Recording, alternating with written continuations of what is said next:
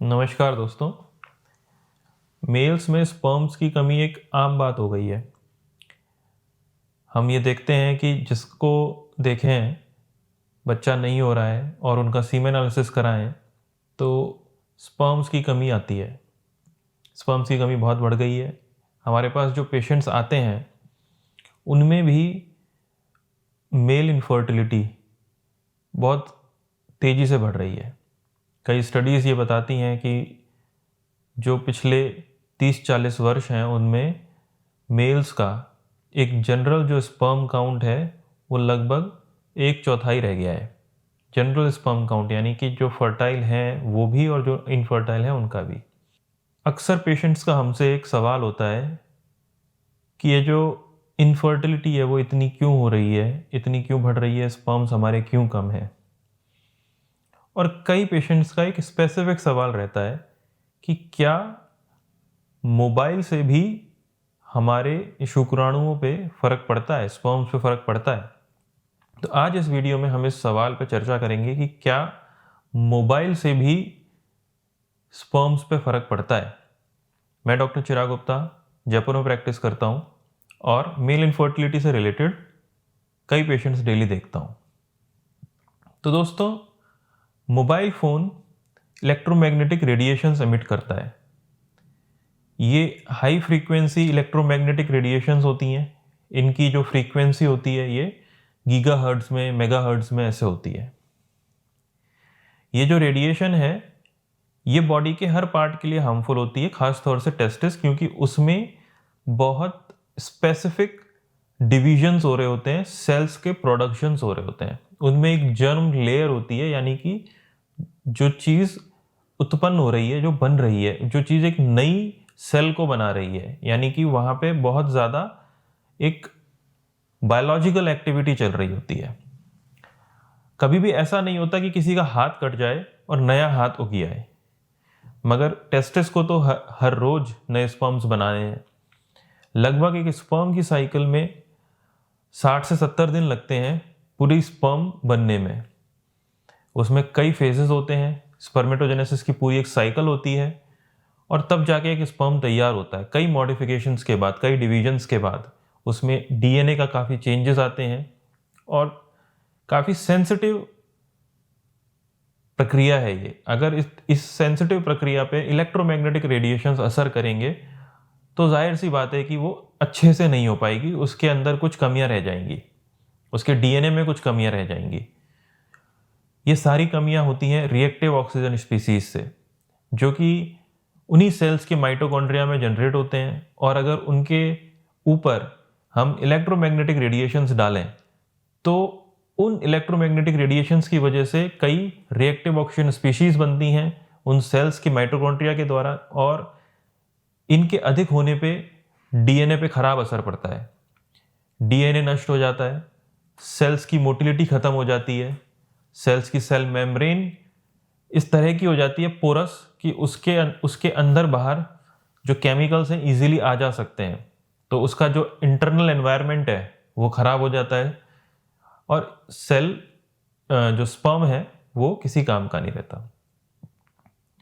इसके फलस्वरूप हमें क्या देखने को मिलता है, जो सीमेन का वॉल्यूम है वो कम हो जाता है, सीमेन की क्वालिटी यानी कि जो मोटिलिटी होती है वो कम हो जाती है, स्पर्म्स की कंसंट्रेशन कम हो जाती है, मॉर्फोलॉजी बिगड़ जाती है, यानी कि स्पर्म नॉर्मल से अलग दिखने लगता है, उसकी जो आकार है वो खराब हो जाता है, वो स्पर्म एग से फ्यूज होने लायक नहीं रहता। एग से फ्यूज नहीं होता है तो फिर उसका फर्टिलाइजेशन नहीं होता है। तो इतनी सारी खराबी के संग जो सेल्स होती हैं स्पर्म्स की, वो हमारे स्पर्म में किसी काम की नहीं रहती हैं। किन लोगों को ये परेशानी होती है, जो कि हर कोई मोबाइल यूज़ करता है उसी को हो जाती है या किसी किसी को होती है।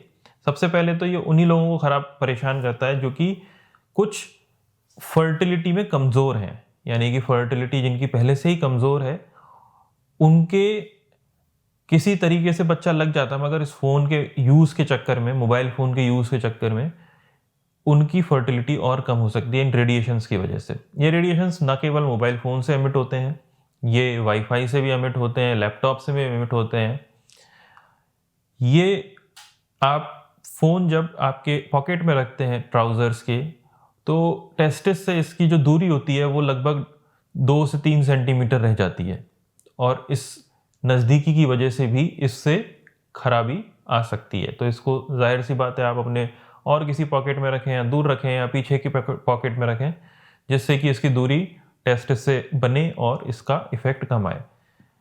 कई बार आप ब्लूटूथ यूज़ कर रहे होते हैं और पॉकेट में आपके फ़ोन रखा होता है, इससे भी इसमें खराबी ज़्यादा आती है, क्योंकि जब भी आप फ़ोन यूज़ करते हैं तो उसके जो इलेक्ट्रोमैग्नेटिक रेडिएशंस हैं वो बढ़ जाते हैं।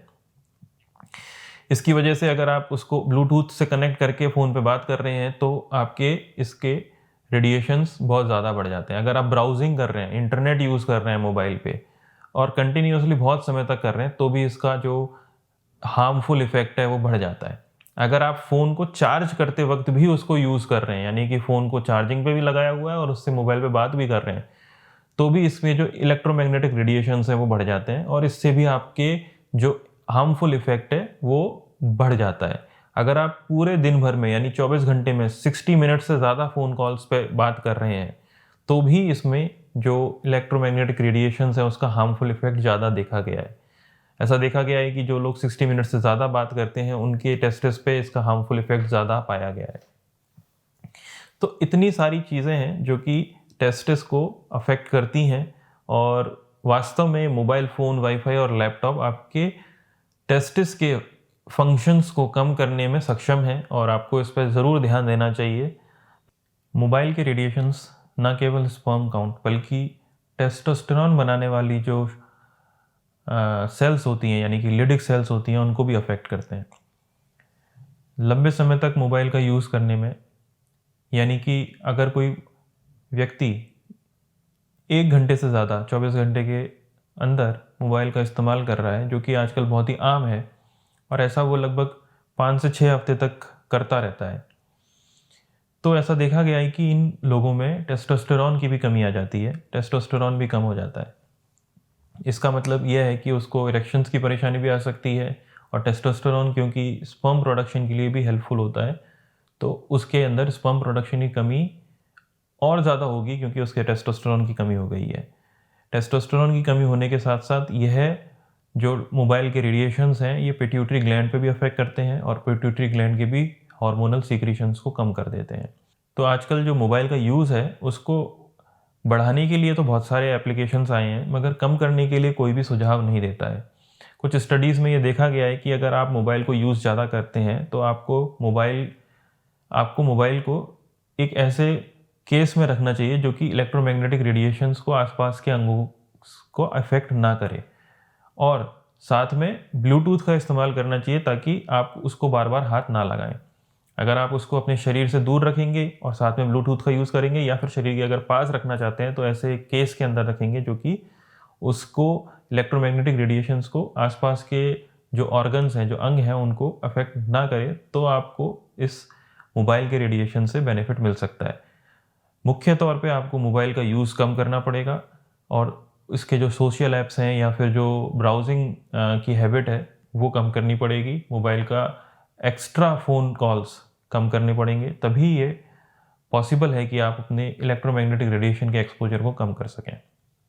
अगर आपको इस वीडियो से मोबाइल फ़ोन के यूज़ के बारे में कुछ भी जानकारी प्राप्त हुई है तो आप इसको लाइक, शेयर और सब्सक्राइब ज़रूर करें ताकि ज़्यादा से ज़्यादा लोगों को इस चीज़ की जानकारी मिल सके। धन्यवाद।